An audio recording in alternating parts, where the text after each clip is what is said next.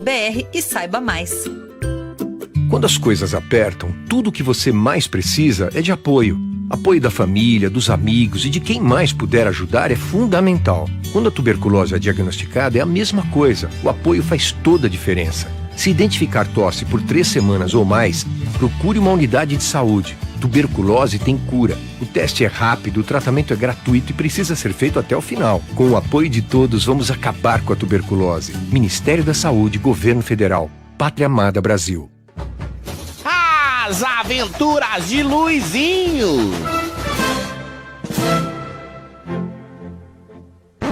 Dilminha recebe Luizinho em sua casa para um bate-papo amistoso. O que foi, meu querido Luizinho? Ai, minha querida companheira, tô sentindo saudade. Mas saudade de quê, Luizinho? De quê? Saudade da minha terra natal, querida companheira. Cidade boa, né? E do que você sente saudade lá, meu querido? Sinto saudade da comida de lá, querida companheira. E o que costumava comer lá? Vatapá e acarajé. O problema são os gases. As Aventuras de Luizinho.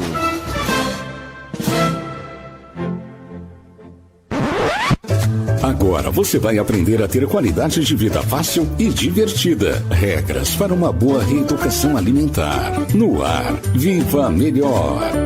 Aumenta a fertilidade. A vitamina B12, agindo diretamente no DNA, juntamente com o ácido fólico, permite um aumento de fertilidade na mulher, auxiliando aquelas que têm pretensão de engravidar. Ela também ajuda no aumento da evolução, melhor dizendo, da ovolução. Além disso, a vitamina B12 reduz consideravelmente as chances de um aborto espontâneo.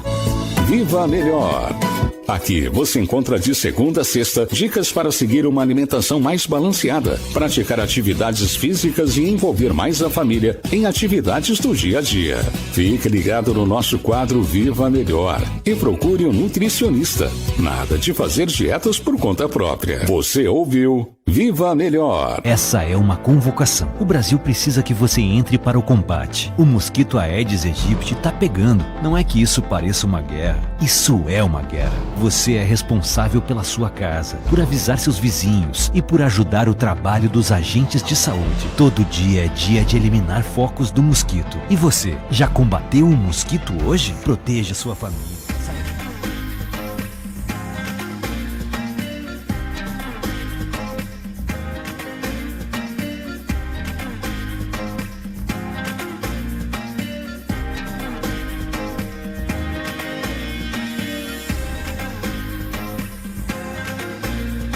Muito bem, boa noite. Está no ar mais uma edição do Direito em Foco pela 3VL ao vivo para todo o Brasil. Estamos ao vivo pelo site radio3vl.com, pelo nosso aplicativo e para você de Birité pela frequência 87,5. Também estamos ao vivo pelas nossas redes sociais, Facebook 3VL e YouTube, canal 3VL. Compartilhe a nossa live, deixe também o seu joinha. Participe também pelo nosso WhatsApp 99488-7601, 99488-7601. Hoje recebendo o Dr. Luiz Henrique Leão, presente aqui já, e o Dr. José Geraldo de Moraes. Boa noite. Boa noite, Túlio. Boa noite, nossos queridos internautas, ouvintes. Boa noite. Boa noite. Dr. Luiz Henrique Leão. É um prazer tê-lo aqui conosco. Tenho certeza que nós vamos bater um papo bem bacana aqui sobre concursos. O doutor Luiz é técnico em gestão comercial pelo Instituto Federal de Minas Gerais, né, doutor? Sim, sim. É graduado em Direito pelo Centro Universitário de Belo Horizonte, a UniBH. É pós-graduando em Direito Civil pela PUC. Sim. É sócio fundador do escritório Leão e Carvalho, consultores advogados associados. Esse escritório já atua há mais de 5 anos, né, doutor? Sim. E já tem uma equipe bacana, equipe de 12 pessoas já. Então é um escritório de sucesso. Túlio, nosso tema hoje é concurso. Concurso público. Bacana demais, viu? Você já pensou em fazer concurso público? Olha, há um tempo atrás, sim, viu? Até várias dúvidas, questão de apostila, como estudar da forma correta. Agora até que já passou um pouquinho essa... Mas é uma boa, né? O Brasil é um país que as pessoas têm uma vontade imensa de serem aprovados no concurso público por inúmeras vantagens, né? A questão do próprio salário, né? Se você fizer uma comparação em relação aos salários da iniciativa privada, são salários mais altos. Em relação à questão da estabilidade, que é um sonho de todo mundo. Sim. Algumas carreiras são mais procuradas que as outras, principalmente as carreiras militares, ultimamente, né? São muito procuradas, muito demandadas. E existem muitas dúvidas no campo do direito, né? Aplicado ao concurso público. E o seu escritório, né, doutor, é um escritório que é bem especializado nessa área. Sim. Boa noite a todos, primeiramente. É um prazer estar aqui falando com vocês, falando com os ouvintes da Rádio 3VL. E sim, o escritório tem bastante procura nessas demandas, né? Nós temos inclusive um canal no YouTube que fala um pouco sobre isso. Qual o nome do seu canal? Canalizando o Direito. Canalizando o Direito. Isso. Bacana. Trabalha um pouco essas questões de concurso público e outras questões também atinentes ao direito, como a gente falou, uma equipe relativamente grande. E o concurso público é a menina dos olhos de muitas pessoas, né? O concurso público tanto da área militar, áreas médicas também, sim, área jurídica em geral, sim, área contábil. E, enfim, realmente é uma área muito buscada. Pessoas que formam em áreas biológicas querem concurso público, formam nas áreas no campo da medicina, querem concurso público. Todo mundo quer um concurso público. E os motivos, como o doutor já bem lembrou, são muito simples. E o principal dele é estabilidade e salário. Né? Estabilidade e salário, progressão de carreira. Sim. Né? E todas essas situações fazem com que o concurso seja aí tão atrativo aos olhos da maioria das pessoas aqui do Brasil, uma vez que a iniciativa privada, de fato, não que não remunere bem, obviamente, mas ela não alcança os níveis que o concurso público alcança. Sim. Isso é até uma problemática debatida em âmbito mais filosófico, que o concursado no Brasil é caro, né? Sim. O serviço público no Brasil ele custa muito caro para o brasileiro em geral. Em função desse custo caro, desse alto custo, entre tantas reformas que estão sendo discutidas, algumas já avançaram, como a previdenciária, enfim. Sim. A tributária ainda não está parada. Uma delas é a reforma que a gente chama de administrativa. E aí, quando fala administrativo, o doutor bem sabe, para os ouvintes saberem, é do direito administrativo, né? Essa reforma visa justamente modificar algumas condições que os concursados hoje em dia têm, né? Que obviamente não atingiria aqueles que já conseguiram seus benefícios, que são direito adquirido, mas visa diminuir algumas dessas condições e o que pode fazer com que o concurso passe a não ser, com o tempo, tão vantajoso. Mas a gente sabe, tem uma longa caminhada política até que isso seja efetivamente aprovado. O que se discutia muito no passado era em relação à questão dos salários mesmo, né? Sim. Porque existia um medo dos grandes cérebros, das pessoas mais qualificadas, fugirem para a iniciativa privada, em que, em determinadas categorias, né, executivos e gerentes de multinacionais, por vezes, recebem bem mais, e as pessoas mais qualificadas no Brasil, né, que se dedicaram mais a ter uma formação de primeiro nível, elas sempre migravam para essas empresas e deixavam o serviço público, entre aspas, né, mal servido. Sim. Então não havia, em tese, uma eficiência no serviço público. Então começou-se a imaginar que, se aumentando o salário, né, dessas pessoas no serviço público, poderia atrair. Sim. Eu acredito que atraia muito, mas atrai mais em relação à questão da estabilidade, principalmente Sim. em virtude das questões relacionadas às crises recorrentes que acontecem no país, em especial a partir de 2014, né, que Sim. houve uma crise terrível no setor privado, em geral, é claro, mas as pessoas que estavam no setor público concursadas com a sua estabilidade, elas passaram pela crise de uma forma mais tranquila do que as pessoas que estavam no serviço, no setor privado. Elas sofreram menos. Sofreram menos, né? Mas o que a gente observa também, existe uma grande distorção de valores. Então, eu vou dar um exemplo aqui. Os cargos eletivos, né? Desde o vereador até o senador, o presidente da República, o governador, o que for. Esses cargos têm uma remuneração muito alta. Sim. Em detrimento de cargos também que as pessoas precisam prestar concurso público, precisam passar pelo estágio probatório de 3 anos, não é? Elas têm todo um processo de avaliação de desempenho, se é eficiente ou não, né, depende muito. Tem um sistema de progressão, mas mesmo assim as suas remunerações são remunerações pequenas, né, em relação aos cargos eletivos que não passam por esse processo. Aí seria a reforma política. Também, que eu duvido que vai ser a última a ser pensada. Ou a do judiciário, por exemplo. Que justamente. Eu duvido que será uma das últimas a serem pensadas. Últimas a serem pensadas. Mas, para esses novos concurseiros, para essas pessoas que pretendem ingressar no serviço público, você poderia adiantar para a gente algumas dessas mudanças que estão lá no forno querendo sair? São mudanças que estão em pauta, conforme falamos aqui.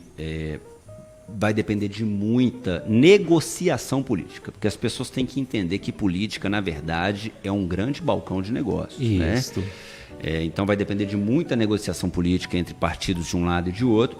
E os direitos, vamos falar assim, que se pretende... aí uma ala da população ou do governo vai dizer que se pretende refinar, que se pretende melhorar, que se pretende ajustar. A outra ala, eu não vou dar nomes às alas, vai dizer que se pretende suprimir, que se pretende retirar. Então, por isso que existe todo esse jogo mesmo, toda essa negociação. Algumas desses benefícios são a própria estabilidade. Isso. Né, mas então vai perder. Não vai perder a estabilidade. Porém, não vai ser estável hoje como praticamente é um estável imutável. Você praticamente não tira o servidor público da função. Mas existe corregedoria, existe setor de ouvidoria, existe... Mas isso daí, esse processo administrativo corre. Na hora que ele acaba, você tem o Poder Judiciário para ver se o processo foi válido, se não teve vício, se observou todas as regras que deve observar, se o procedimento foi correto. Então, basicamente, faticamente, é muito difícil um servidor público ser efetivamente desligado, exonerado, né? A questão salarial, também existem algumas modificações que podem ser feitas, e aí também no salário ele tangencia também a progressão de carreira, em que se diria que talvez essa progressão passaria por uma análise que ela por mais que ela tenha testagens que a gente possa dizer empíricas, ela também é subjetiva, que seria a questão de merecimento. Quando você parte para a iniciativa privada, só sobe na carreira o funcionário que merece. Sim. Né? Isso é muito natural. Quando você parte para a iniciativa pública, isso não funciona, é uma questão de tempo. E se tem uma posse, títulos. E aí acontece a progressão. Quando você traz isso para o subjetivismo, na prática, se você fala, não, vamos analisar o dever ser, seria lindo. Afinal de contas, se o meu avaliador é justo, eu vou subir se eu merecer subir, se eu fazer por onde. Mas, na vida real, a gente sabe que às vezes o seu avaliador talvez não seja tão justo. Então, assim, essa é uma mudança, por exemplo, que a gente tem que ver com bastante cautela. Tem que ver se vamos conseguir colocar formas de medir essa capacidade, esse merecimento de forma realmente quase que como matemática, para poder a gente dizer, não, esse aqui merece. E não ficar aí ao julgo, né, de um particular ou de uma banca, tal, enfim, ou seja, tudo isso ainda tem que ser estruturado. Mas essa é uma outra situação. E também uma implementação de um controle de produtividade. O que, de novo, na iniciativa privada é ok. Toda grande empresa faz isso. Todo grande empresário implementa níveis de controle de produtividade de uma forma ou de outra, né? As startups, por exemplo, com seu viés mais liberal, tentam, através justamente da sua liberalidade, fazer com que haja produção e monitoram a produção. As empresas como call center, que tem que ter uma coisa mais rígida porque o horário exige, implementa a produção ali pelos seus timesheets, por exemplo. Ou seja, todo mundo monitora a produção. Então a gente fica numa grande questão que é: eu estou trazendo a iniciativa, um pouco dos conceitos da iniciativa privada para o setor público. Isso é justo? Isso é necessário? Isso deve acontecer? Isso não deve? E aí entra aquilo que a gente vinha conversando em off aqui. Nem todo mundo vai ser mexido. Existem alguns cargos que, pela natureza do seu exercício, eles não conseguiriam ser trabalhados se não houvesse a estabilidade. A gente comentou, é o caso de um juiz penalista, por exemplo, que não julgaria nenhum caso se ele não tivesse uma estabilidade. Afinal de contas, ele condenaria um traficante, e aí? Né? Ou um multimega empresário num escândalo de corrupção, e aí? Então, com todas essas regalias, a gente volta e meia ainda vê algum escândalo, né, nas camadas do Poder Judiciário, infelizmente, né? A gente tem alguns... Não é regra, tá? Não que é fique regra, claro, evidentemente. Mas alguma acontece? Acontece, infelizmente. Então, mesmo com todas essas regalias, a gente vê isso. Então, imagina se não tivesse. É interessante isso, né? Porque a estabilidade, ao meu ver, ela nasce da necessidade de proteger o exercício da função. Então, para que ele não sofra perseguição política, não deveria existir perseguição política. Sim, mas já que existe, né? Não deveria existir. Então, eu fico imaginando, por exemplo, a gente vê muito, vou imaginar os fiscais, né? Fiscais da Receita. Fiscais da Receita, que tem que fiscalizar megas empresas, que precisam exercer a sua função e por vezes, necessita aplicar pesadíssimas multas, né? Imagina se esse servidor não houvesse ali uma estabilidade e ele sofresse, por exemplo, com o lobby dos grandes empresários, né, junto ali aos seus superiores. Então ele nunca iria multar ninguém. Há uma especulação, porque aí nesse caso, enquanto você não tem a aplicação, nós ficamos no campo da especulação, não tem como ser diferente. Não tem como. Mas há uma especulação de que poderia favorecer a corrupção. Né? Justamente. Então o fiscal vai fiscalizar um grande supermercado, uma grande distribuidora, eu não tenho estabilidade, não tenho nada mesmo, é melhor ganhar 1 milhão aqui agora para não aplicar uma... Do que aplicar uma multa de 10 milhões ou 20 milhões, 20 milhões, né? Então, aí, com certeza.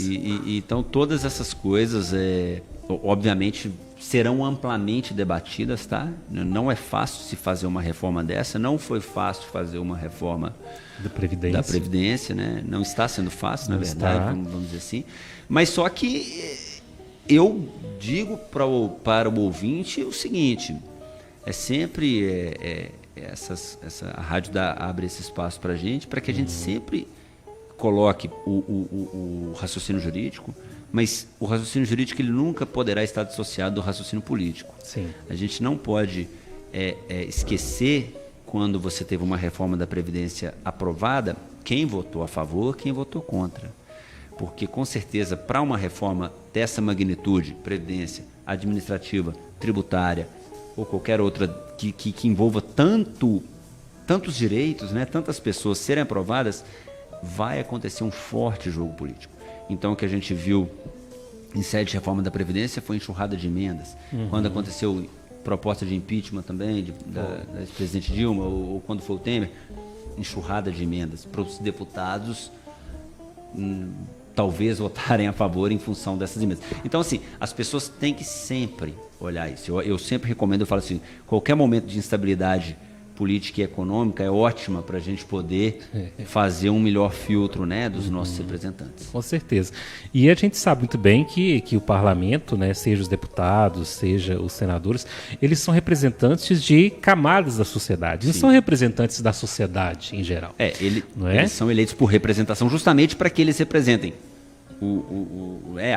tanto que eles são chamados de bancada evangélica. Justamente. Né, enfim. E se a gente for olhar bem, se eu não me engano, nós já deve que, a nível federal, já deve ter ultrapassado 900 mil servidores a nível federal. Eu não tenho o número, mas não duvido já deve ter ultrapassado, a última vez que eu vi foi isso. Agora ainda tem do Estado, tem do município. Né? É claro, evidente que estão se discutindo lá, vão começar a discutir a reforma administrativa no âmbito federal, mas isso vai estender via cascata para as outras. Porque aí, só explicando para o ouvinte, é porque a gente tem as constituições dos estados e as leis orgânicas dos municípios, mas de certa forma, elas são muito pouco exploradas, a gente sabe muito bem disso. E o que vem lá de cima mesmo é que vai norteando... Tem um efeito cascata. Por quê? Porque é muito mais fácil você fazer uma reforma que vai atingir tantas pessoas lá em Brasília, que está longe de todo mundo, do que você tentar fazer uma reforma aqui no município, em que o poder está muito próximo do servidor. Muito próximo. Né? Então o lobby do servidor é muito forte, localmente falando. O servidor, ele ganha política, né? Quando chega num município, ainda mais do interior, né? O servidor público está sendo bem atendido, o prefeito ganha diversos votos. Justamente. Então, realmente o lobby é muito forte, principalmente nos interiores dos municípios. Principalmente nos interiores, e mesmo porque, se você olhar as pequenas cidades, por exemplo, aí no interior do Brasil, principalmente na região do Norte e Nordeste, existe uma quantidade grande de servidores. Esses servidores, querendo ou não, cada família do município tem pelo menos um servidor. E esse um servidor vai influenciar politicamente na época da eleição. Várias pessoas. Não é? A quantidade de votos. Isso ficou, só pegando um gancho bem rapidamente, não é bem a temática, mas com essa possível reforma de municípios, né? O pânico que isso gerou, a diminuição dos municípios, dos municípios. Municípios que a princípio, por razões fiscais, não tem razão de existir enquanto município, evidentemente, né? Ele deveria ser um território de outro município, porém, você mais uma vez mexe numa estrutura que emprega muita gente, uma estrutura de Câmara Municipal, uma estrutura de Legislativo, de Executivo, e que emprega muitos servidores, né? E, então, assim, de fato, não é fácil, né? Aí não entra, aí a gente não pode, sem entrar nessa polarização, porque um vai falar que é pro bem do Brasil, o outro vai falar que é para sacanear o mais pobre. Que vai atingir lá o mais pobre, que tem a rendazinha dele lá no município, né? No caso, por exemplo, no Congresso, os funcionários federais vão exercer um fortíssimo lobby sobre os deputados e senadores, na hora que for aprovar essa emenda. E é claro, evidente que vai haver uma enxurrada de emendas, né? Uma enxurrada de emendas, cada um tentando proteger o seu lado, como aconteceu no caso dos militares na reforma da Previdência, não é? E é isso... Aí, muito importante falar, em que quem sofreu foram os pequenos militares. São os pequenos. Né? É um exemplo que é muito triste da gente falar.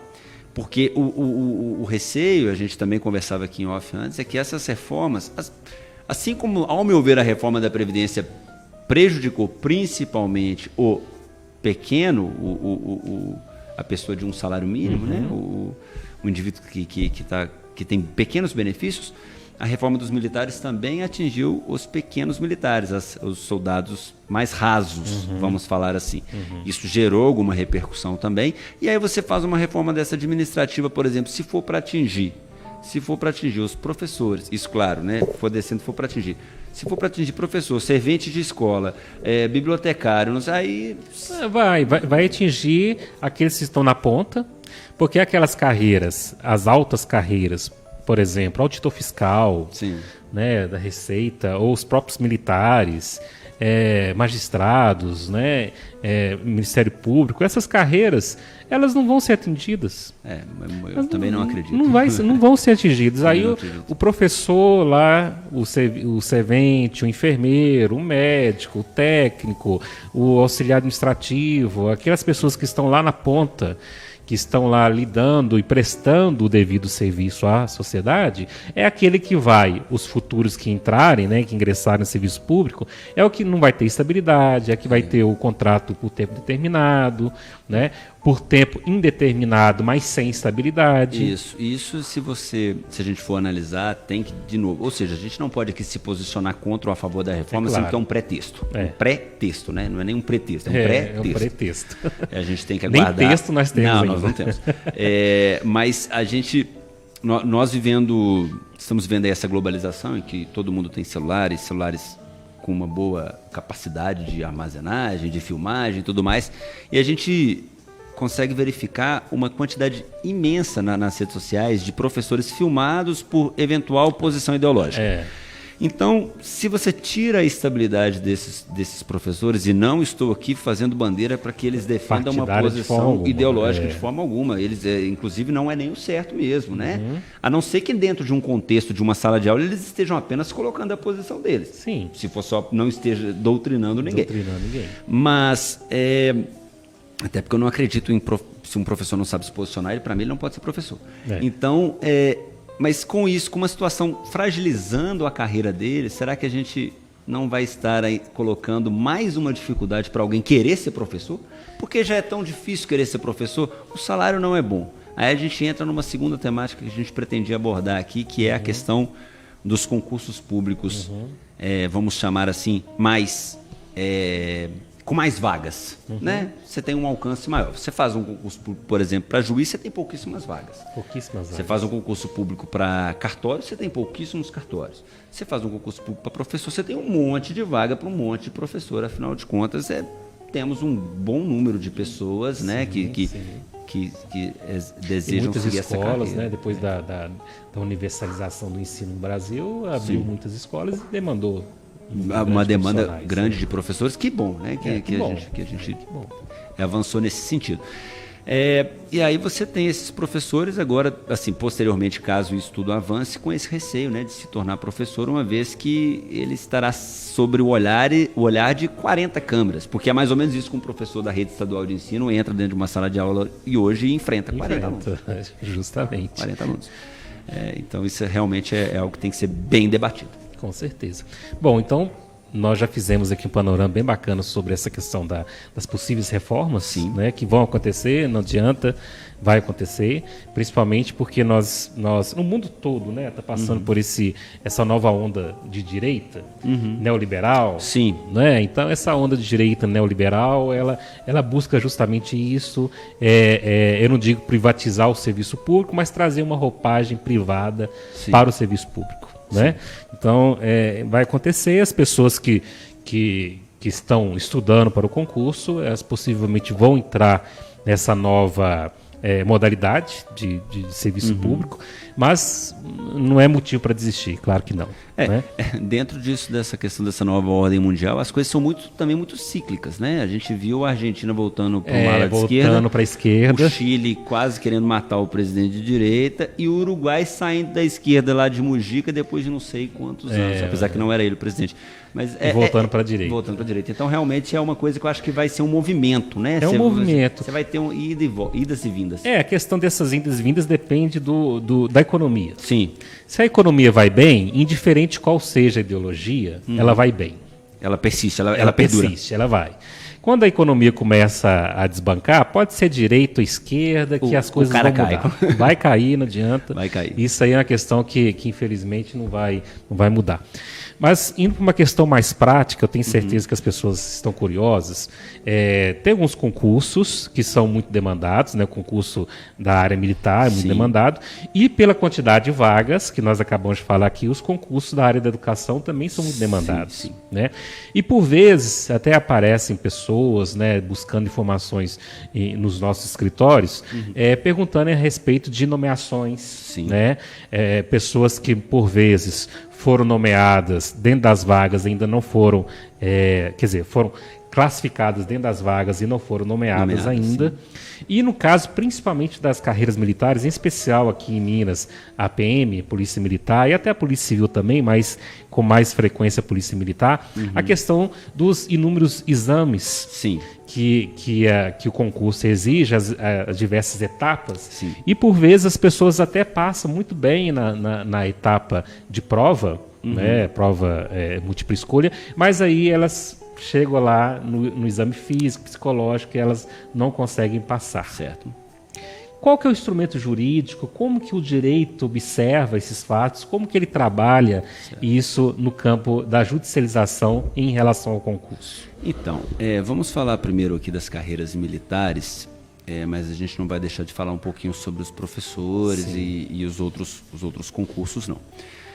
As carreiras militares, a carreira militar da Polícia Militar do Estado de Minas Gerais, ela tem um edital que vem sendo o mesmo há pelo menos uns 4, 5 anos, com algumas pequenas adequações, obviamente questão de data, e aí teve uma recente adequação acerca da idade para se ingressar na Polícia Militar do Estado de Minas Gerais, uma vez que passou-se a exigir o ensino superior. Qual que é a idade máxima hoje em dia? Olha, hoje a gente trabalha com 30 anos, mas 30 anos da inscrição para o concurso.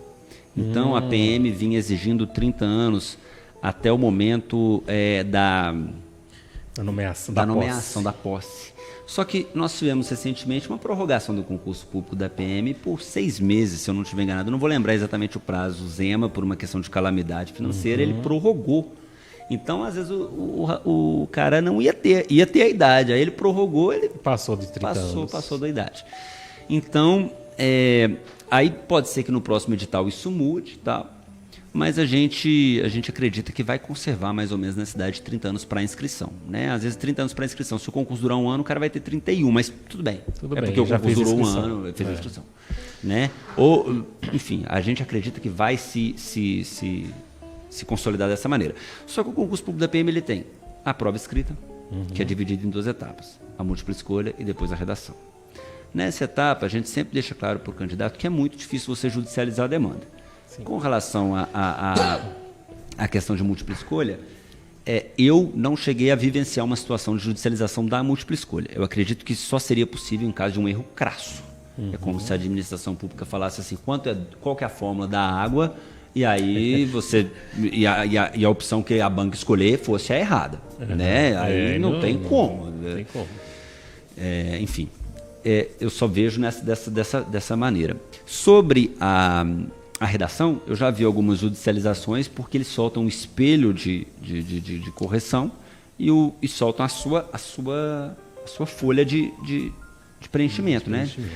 Se você, vamos supor que ele coloca lá que você tem que colocar o título, e você não coloca e perde ponto por colocar o título. Aí se você levar para o juiz, eu coloquei o título, tá aqui, ó. Sim. Né? Um erro de correção mesmo. Um erro de correção. Às vezes você ganha mais meio ponto e está dentro do número de vagas. Então, assim, o concurso da PM, ele é bem tranquilo com relação à questão das vagas. Então, vagas, ele estipula que vai ter 300 vagas, ele dá as 300 vagas e deixa um pessoal ali de excedente. E às vezes eles chamam esses excedentes também, até porque o nosso... Se você for avaliar, nós estamos precisando de policiais militares nas cidades, né? A gente não pode pensar só em Belo Horizonte, por exemplo, capital. As capitais são bem servidas. São bem servidas. Mas às vezes você entra num município... Eu sou de Piuí, Minas Gerais.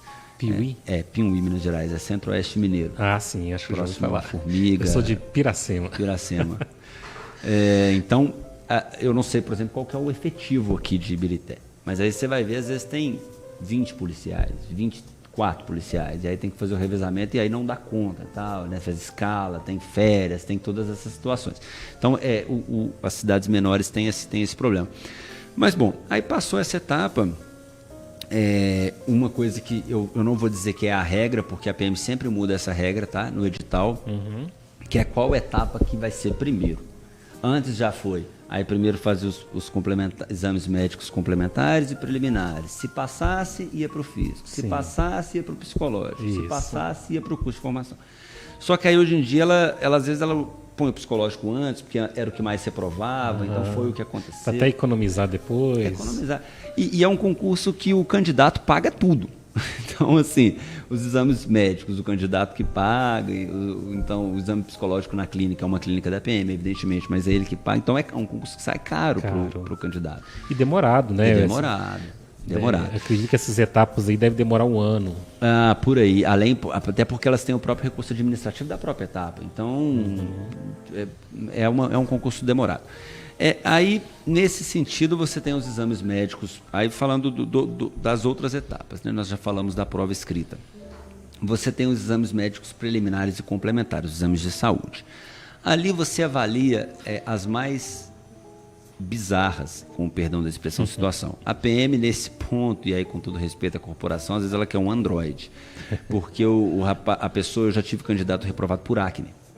Acne. E não era acne, que não era foliculite, por exemplo, porque a PM tem a regra de manter a questão da barba. Não era isso, era acne. O rapaz já tive cliente reprovado por cárie. Olha. E situações assim que realmente, ao meu ver, não tem a menor razão de ser. E algumas que eles fazem um exame preliminar muito superficial e que não são por vezes suficiente para medir se o candidato tem ou não aquele problema. Por exemplo, varizes. Eles não fazem um exame venal, né? Um exame para uma tomografia para ver se ele tem realmente bastante varizes, enfim. Eles fazem uma análise visual. O médico pede para o candidato ficar lá, né, de cueca e tal, e ele analisa se ele tem varizes ou não tem varizes. Ele vai para as pernas do candidato.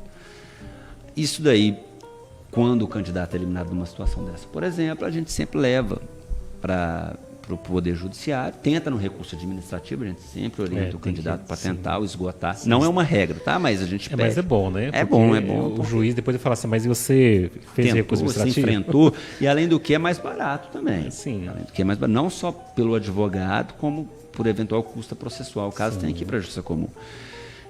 Porque nós temos os juizados especiais da Fazenda Pública que podem, em alguns casos, julgar as demandas que não exigem a prova pericial complexa. Né? Isso é uma situação que a gente pode levar para os juizados especiais de Fazenda Pública. Bom, então o candidato foi reprovado por uma situação dessa, o candidato foi reprovado, por exemplo, por cirurgia de grande ou de pequena articulação. Uma cirurgia no ombro, uma cirurgia no joelho, que ele já fez realmente, às vezes quando ele tinha 15 anos de idade, por exemplo. Mas hoje ele tem todos os movimentos, ele não tem sequela, ele não tem nada. Só que apenas o fato de ter realizado a cirurgia, a PM indefere a sequência do candidato no certame. Então, exames preliminares e complementares de saúde são exames que reprovam bastante candidatos. Um outro exame que tem uma outra fase, que é a fase física, ela é de certa forma, ela é simples, uma vez que ela está toda ali no edital como que funciona, mas ao meu ver ela tem vícios também. Um dos vícios que ela tem é que tem a corrida de 2 km e 400 metros, que você tem que fazer em um tempo e você corre em raias. Sempre quem corre na raia de dentro tem um... corre menos. Corre menos. Só que não interessa, você pode falar isso com o juiz, você pode levar o que você quiser, que esse tipo de situação, por mais que a gente leve, nós temos uma chance de êxito pequena. A gente já conseguiu algumas reversões, muito em exames do tipo, por exemplo, as mulheres têm que fazer flexão e os homens barra. No que a mulher vai fazer flexão, fica um avaliador contando a quantidade de flexões que ela executou. Às vezes ele conta 0. E aquilo a mulher vai perdendo a força, né, na execução do movimento. E ela faz o movimento, ele 0. Porque ele entende que o movimento não foi executado da maneira correta. Aí, às vezes, a gente já conseguiu, como eu disse em alguns casos, a inversão para que seja apresentado o vídeo, e o próprio juiz não precisa de um perito para avaliar, modéstia à parte, né, com respeito aos profissionais de educação física. Não precisa de um perito, mas talvez um profissional para opinar se a pessoa executou ou não o movimento correto, mas é básico. É básico. Então, esse tipo de situação a gente já teve também reversão. Posteriormente, nós temos a fase, ou mesmo que ela seja anterior, como eu disse, a fase que mais reprova, que é a fase psicológica. E esse é um embate problemático em sede de judiciário, porque o juiz não quer eventualmente deferir uma liminar, né, que é uma possibilidade para outras fases, para colocar um candidato reprovado na fase psicológica da Polícia Militar do Estado de Minas Gerais, ou de outros estados também. A gente acompanha a jurisprudência. Ocorre que a testagem psicológica ela é feita a vários níveis. Tem o teste de inteligência e tem os testes de emocionais, vamos falar assim, para saber se a pessoa é agressiva, se a pessoa é pouco agressiva, porque tudo isso tem. A pessoa não pode nem ser agressiva, nem pode ser pouco agressiva. Eles chamam de baixa energia vital. Tem até um nome. Enfim, tudo isso é medido por esses testes. Porém, são testes que, aí, ao meu ver, são testes que eles fotografam, muitas das vezes, a situação da pessoa de momento. Eu já vi muito candidato que não passou num concurso do interior e passou no da capital. O lapso entre uma testagem e outra foi inferior a 6 meses. Ou seja, se ele não tinha capacidade psicológica, ele não passou a ter. Né? Por isso que eu acho que é um retrato. E que essa testagem deveria se prolongar, talvez durante todo o curso de formação, né? E aí você eliminar o candidato, uma vez que ele não se adequa durante ali o curso, fazendo mais de um teste, submetendo a 3, 4, 5 testes, né? Mas, bom, o fato é que essa temática, que é a fase que mais elimina os candidatos, que também tem o seu recurso administrativo, feito por psicólogos, né? Aí não é nem o advogado, nem o profissional da advocacia que faz esse recurso administrativo. É liberado o que eles chamam de devolutiva. O candidato vai lá, o psicólogo em geral vai com o candidato, fotografa, filma os testes, leva para os seus consultórios, faz os recursos e protocola os recursos. Mas o fato é que recentemente houve uma decisão que definiu uma decisão a nível de Tribunal de Justiça do Estado de Minas Gerais. Não é uma decisão de STJ, não é uma decisão de STF, então isso pode vir a ter alguns novos capítulos mais à frente. Mas para Minas Gerais foi um IRDR, que é um incidente novo do CPC, né? Que trata justamente sobre a resolução de demandas repetitivas, que entendeu, que interpretou que os exames feitos em juízo, os exames psicológicos feitos em juízo não podem substituir os feitos pela administração pública.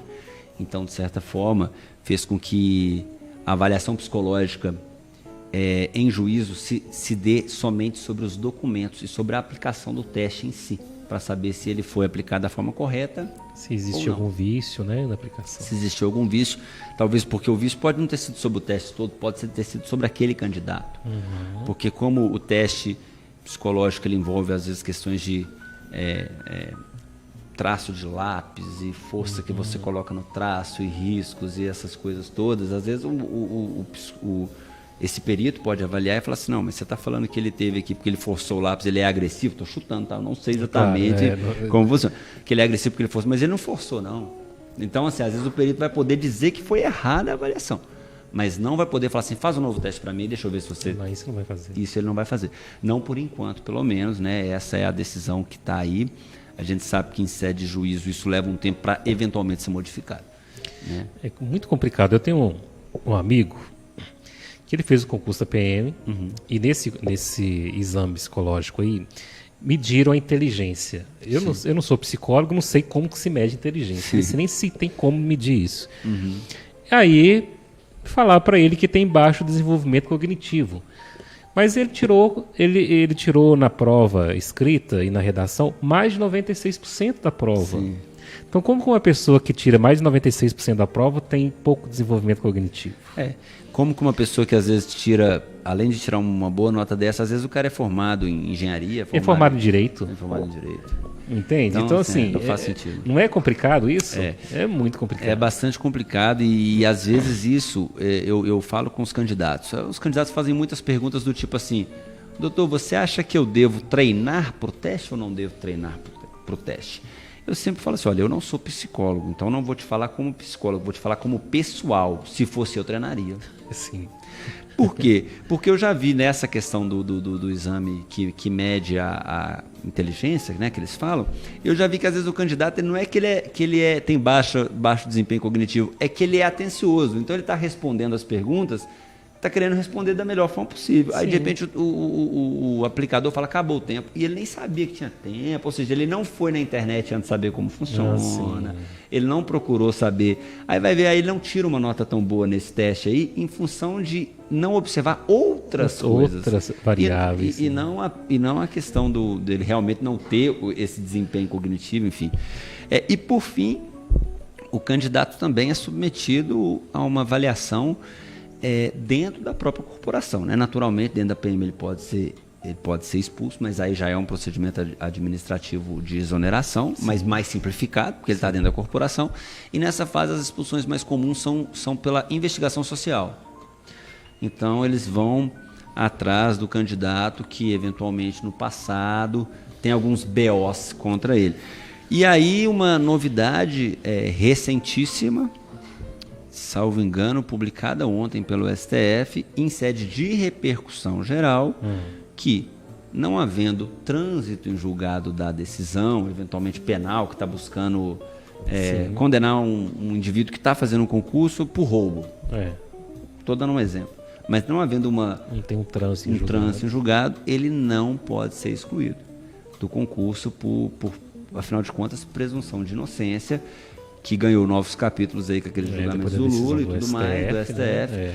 Então, é o princípio aplicável.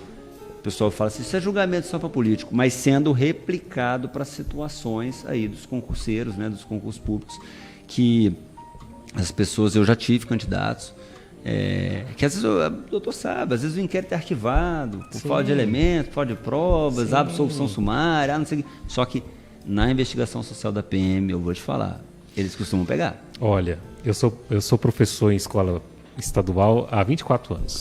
Parabéns.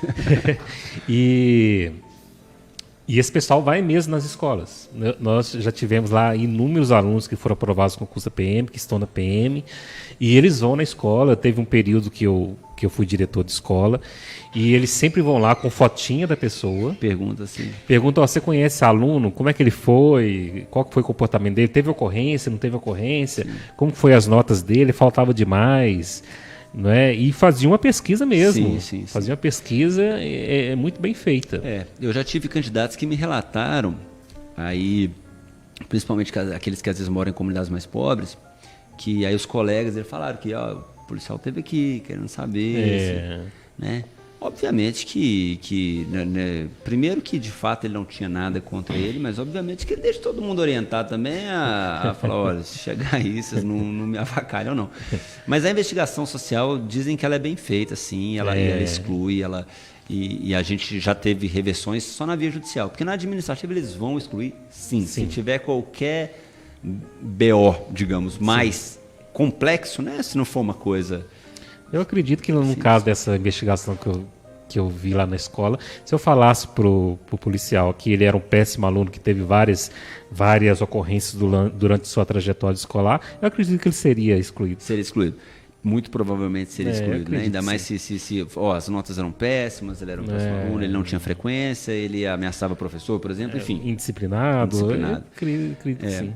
Qual que é o instrumento jurídico caso as pessoas se sintam prejudicadas por alguma decisão? Certo. Bom, primeiramente, a gente tem que ressaltar que ela tem que procurar a ajuda de um profissional da área jurídica, né? Na fase de recurso administrativo não é obrigatório. Eu sempre recomendo desde essa fase, uma vez que às vezes o candidato, vou voltar lá nas varizes, o candidato é eliminado por varizes, por aquela análise clínica. Visual, né? Visual, vem o candidato e fala assim, não, mas eu tenho só um pouquinho de varizes, e faz um recurso administrativo, vamos dizer, falando assim. Eu tenho só um pouquinho de varizes, isso não vai me atrapalhar. Aí ele faz aquele recurso de uma página ali, às vezes, né, porque eles dão até a própria página de recurso, o cara faz dessa forma. Aí vai para a via judicial, aí ele não consegue, né? O avaliador fala, meu amigo, não, né? Aí vai para a via judicial, aí a gente fala assim, como é que foi seu recurso administrativo? Não, eu falei que eu tinha varizes. Aí eu falo com ele, mas espera aí, vamos lá. Agora a gente está na via judicial. Eu vou virar para o juiz e vou falar justamente ou que você não tem, ou que ela é de nível 1, que é uma qualificação que a própria medicina interpreta, sabe? E sendo de nível 1, ela é meramente estética ou que não compromete funcionamento venoso nem nada. E você foi lá no seu recurso administrativo e falou que tinha. Ou falou assim, não, eu tenho, é genético, minha mãe tem, meu pai tem, mas isso aqui... Piorou a situação, ou seja, o candidato se prejudica às vezes. Então eu já recomendo que faça com um profissional do direito.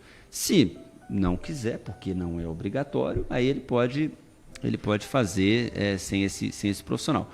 indo para a justiça é questão de ius postulandi, ele vai ter que realmente buscar uma ajuda. Sim. E aí a gente tem 2 instrumentos. Muitos candidatos já chegam com uma ideia fixa na cabeça. Você entrou com mandado de segurança, doutor? Nem tudo é mandado de segurança. Isso muito em função da questão de provas. Sim. Como o doutor sabe, a gente tem provas limitadas em sede de mandado de segurança, né? De produção ulterior de provas, vamos falar assim. Mas se o caso é idade, eu tenho que produzir prova para idade? Não preciso. Não preciso. Tá na identidade dele, tá na certidão de nascimento dele. Ele tem idade, não tem idade, ponto final. Né? Tatuagem, que era um problema até um pouco tempo atrás. Hoje em dia não é mais. O rapaz tem a tatuagem. Eu não vou nem negar que ele tem a tatuagem. O que eu estou questionando é se a tatuagem ofende ou não o decoro policial. Sim. Ou se ela tem alguma incitação a alguma coisa que não deveria ter. Ponto final. Agora, quando é esse da varizes, ou é o cara da cirurgia, né, de grande articulação, ou é a pessoa da pressão alta, uma que dá muita reprovação. Porque o exame de pressão, aí só contextualizando, ele é uma pressão medida na hora. Né? O candidato entra, vem o médico e mede a pressão. Se ele for uma pessoa ansiosa, eu te garanto que a pressão dele vai dar alta. Ou se porventura ele chegou atrasado, correndo, esbaforido, né? Esbaforido, vai dar alta. Vai dar alta. Ô, doutor, a questão do cardio também, isso interfere ou pega nessa mesma linha aí, da situação da pressão dele? Olha, a questão desculpa? Da questão respiratória, por exemplo, do cardio. Sim. Altera, ou é uma coisa clínica? Não, a cardiorrespiratória, esse exame se presta exclusivamente para medir a pressão arterial. Sim. Arterial.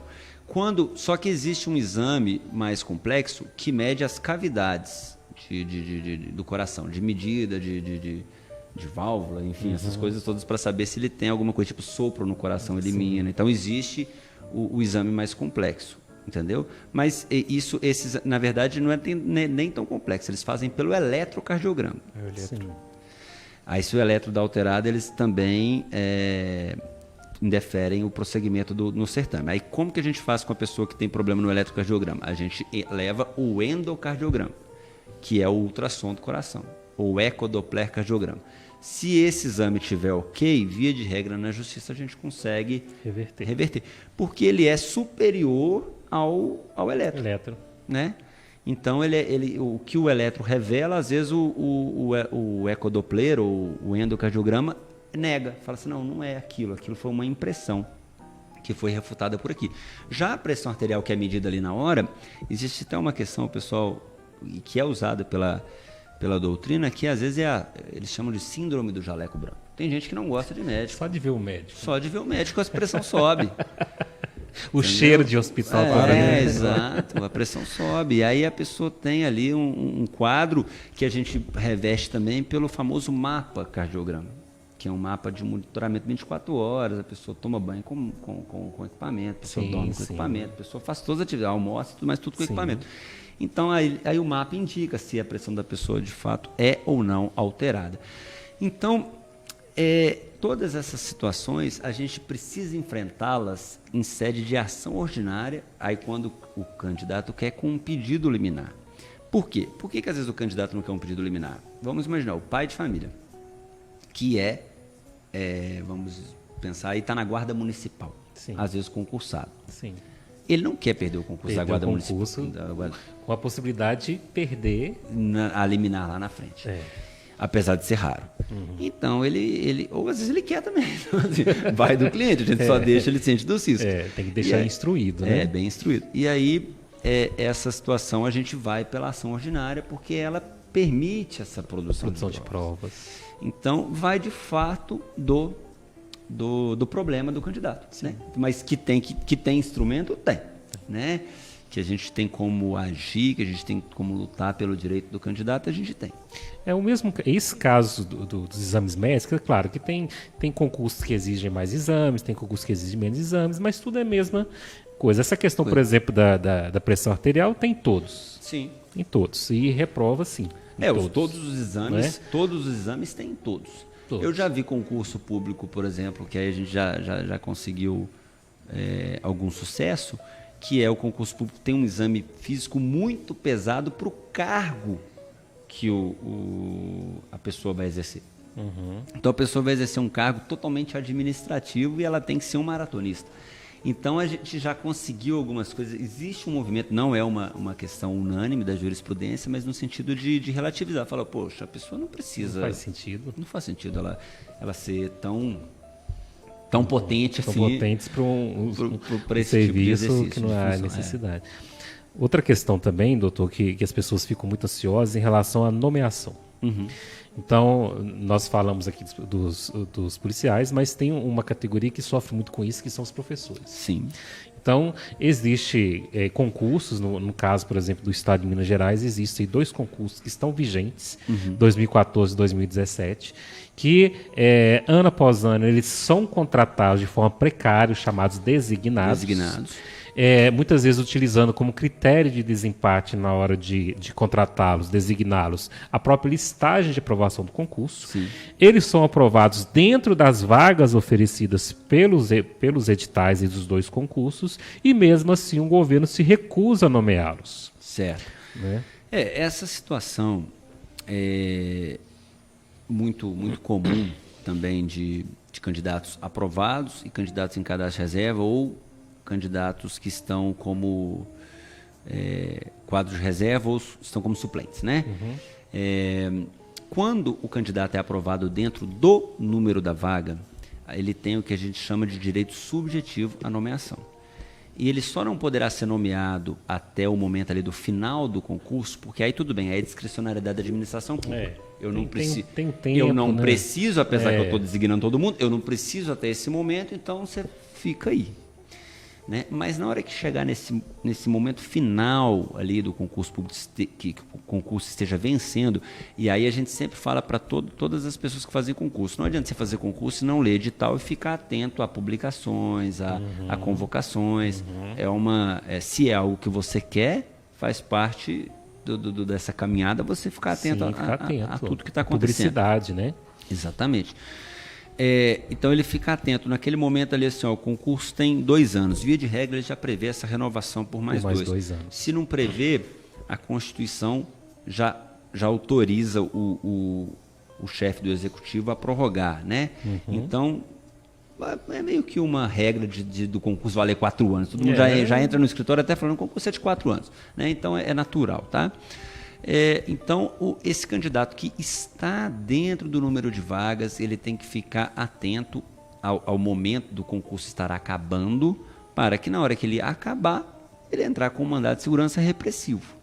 O mandado de segurança poderia ser eventualmente manejado antes, caso ele fosse preterido. Então, ele é o número 6 da vaga, chamou o 7, chamou o 8, chamou o 9. E ele não foi chamado. Né? Aí há uma preterição, aí não precisa nem aguardar vencer o concurso ou está acabando o concurso, porque, afinal de contas, houve uma preterição. Mas esses que estão dentro do número de vagas têm esse direito subjetivo à nomeação, sendo esse direito relativizado apenas em situações muito específicas na administração pública, que a gente pode mencionar aqui de forma técnica, mas basicamente seria uma guerra ou uma catástrofe total, ou uma catástrofe muito específica que recai sobre um município muito específico ou sobre um estado muito específico, entendeu?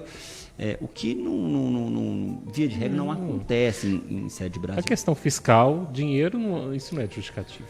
A questão orçamentária, né? Fiscal orçamentária não é justificativa justamente porque existe uma presunção de que o orçamento você trabalha com ele para o futuro. Então, você lança o concurso hoje, essas pessoas têm que estar no seu orçamento. Ou você está lançando sem expectativa de contratação. Se você estiver lançando sem expectativa de contratação, seu concurso é fraudulento, né? Você está querendo enganar a população. Então, por isso que se aprova o orçamento do ano seguinte no ano anterior. E ele é atrelado, aquela coisa toda. O chefe do executivo tem que ficar muito atento a tudo isso, que é uma das coisas que mais dá cassação aí, principalmente nos interiores da vida. Né? Então, essas pessoas que estão dentro do número de vagas, a situação delas é um pouco mais tranquila. Elas só não podem deixar de buscar o direito delas, porque também às vezes o administrador não vai cumprir o papel dele, tá? A verdade é essa, ele não vai convocar. Ele fala assim, porque fica muito numa situação, e o doutor como advogado sabe, fica numa situação assim, eu tenho 200 pessoas que passaram, eu não vou convocar, 100 vai entrar na justiça. ou menos. É. Se entrar as 200, eu vou ser obrigado, mas não vão entrar as 200. Não vão entrar. É uma questão matemática, né? Não vão entrar todo. Tem gente que, eu tenho medo de justiça, então tem tudo isso. Então... É o famoso jogar verde para colher maduro. Exatamente, justamente. Né? E ele acaba vai colhendo. testando as pessoas. E assim, uma outra preocupação que às vezes as pessoas têm, às vezes o cara é designado, né?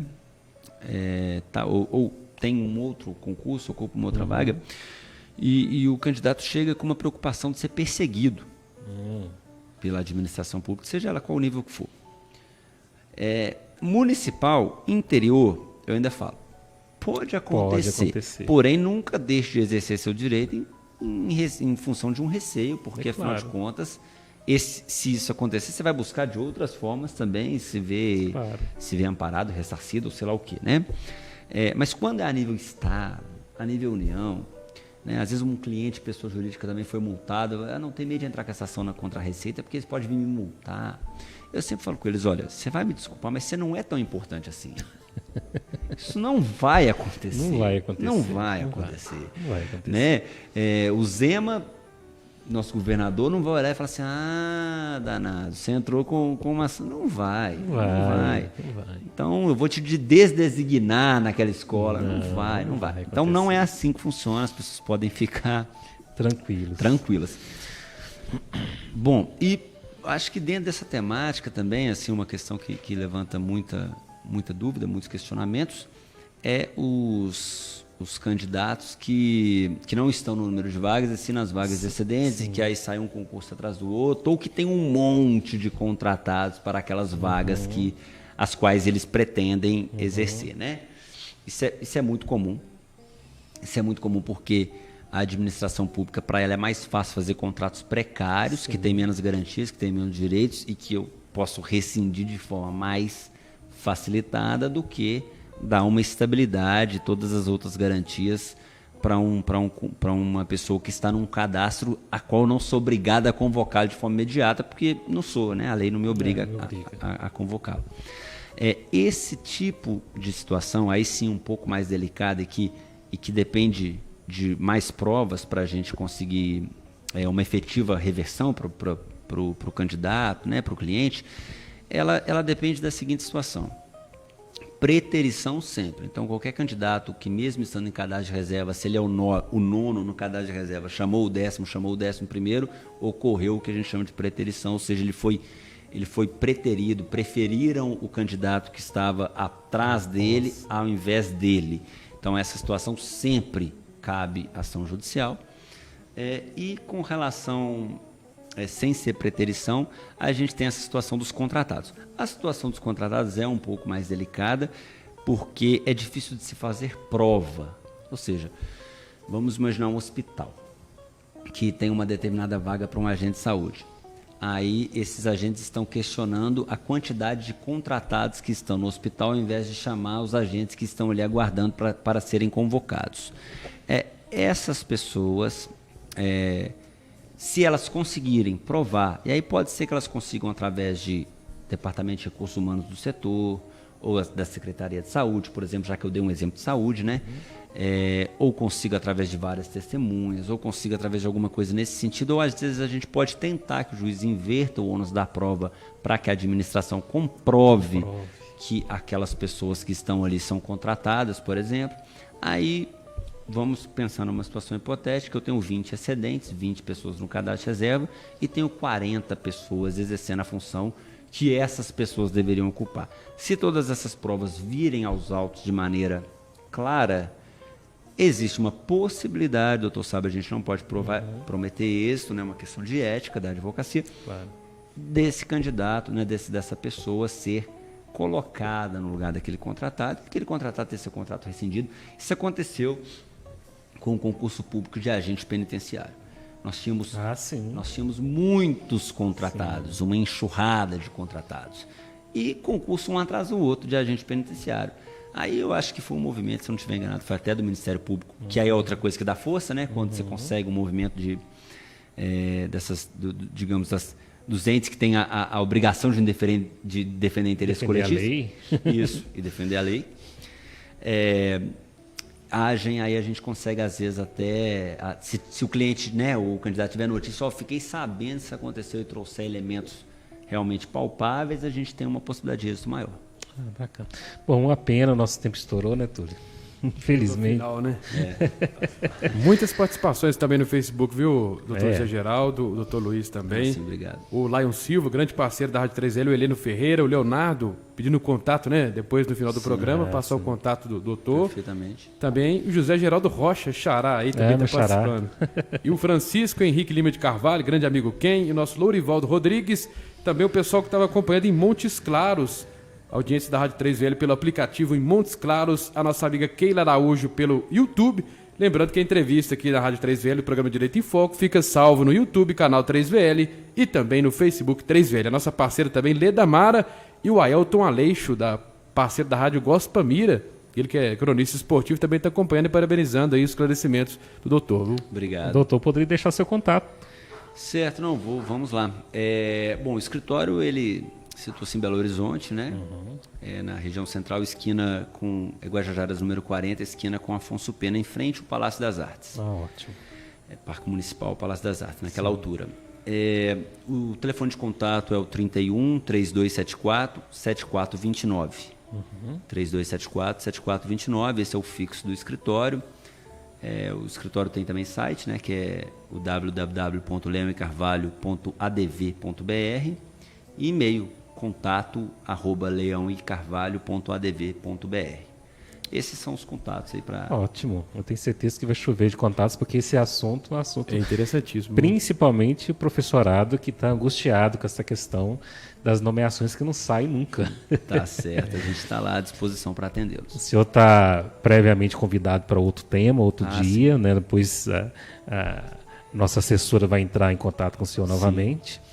E fica aí o convite. Muito obrigado pela participação, esclareceu muito nossas dúvidas. Perfeitamente, eu agradeço a oportunidade, né? Gostaria de deixar aí um abraço para o pessoal do escritório, né? Para todas as pessoas lá do escritório, que os que não estiverem vendo com certeza vão ver depois. É claro. Senão a gente puxa a orelha também, que tem que claro, ver. Tem que ver, compartilhar. Tem que compartilhar.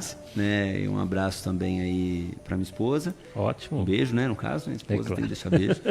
E, bom, no mais, um agradecimento aos ouvintes, um agradecimento a vocês mais uma vez. E a gente está à disposição, o escritório está à disposição, né? Temos tributaristas, temos profissionais da área de direito previdenciário também. Bacana. Consumidor, né? Então a gente está aí à disposição para atendê-los. Bacana. Muito obrigado. Obrigado, gente. Até mais. Muito bem, abraçando também a Priscila Coutinho, que parabenizou também o programa pelo YouTube. Terça-feira que vem tem mais Direito em Foco. Em breve o Stop também estará de volta às 7h30 da noite. Um forte abraço.